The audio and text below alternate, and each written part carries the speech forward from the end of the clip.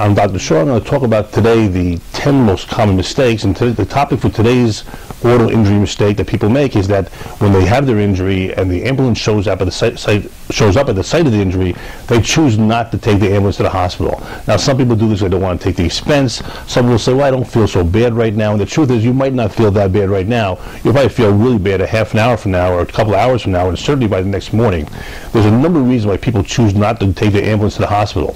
I can tell you that it's a very important thing to do for a number of reasons. From a clinical perspective, there are injuries which oftentimes go undiagnosed or unrealized right away.